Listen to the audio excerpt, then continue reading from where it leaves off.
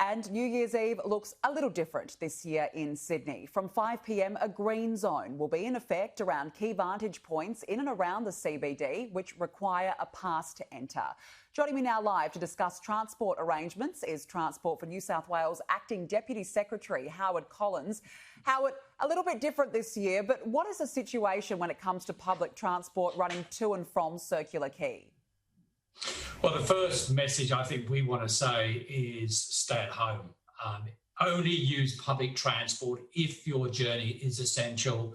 And if you do, please plan in advance because there are closures on roads. There are some diversions of buses and light rail in the busy Circular Quay area, but also rail services as well will be changed. We will be running services all night to get those essential people around Sydney. But the message from public transport is if you don't need to travel, please don't travel. The best thing all of us can do is stay at home. And in terms of mask wearing, it's not currently mandatory to wear it on public transport, but will there be officials at a number of stations handing out masks regardless?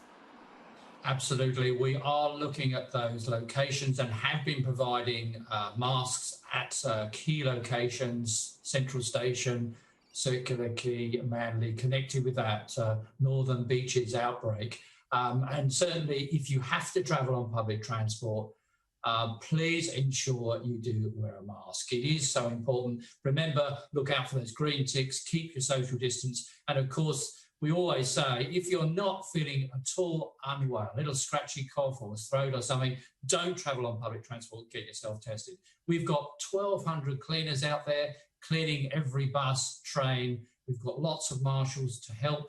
But the message from us in transport is for the one time, I think, hopefully, in a long, long time, we're saying stay at home. Please don't jump on the buses, trains or ferries unless you really are an essential worker or someone who has to use public transport.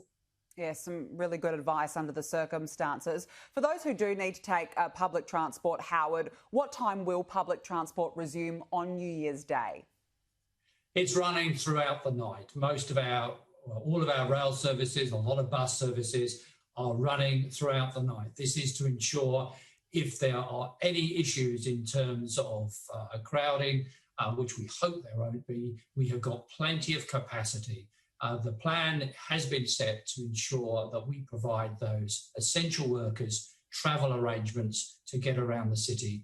But for most of us, it's stay at home, watch the fireworks from the TV, and let's hope we have a better 2021.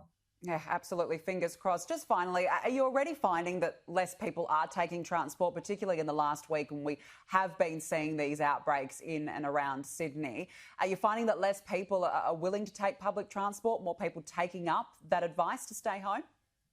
Yeah, the two things we have noticed is, yes, a definite fall in the public transport numbers.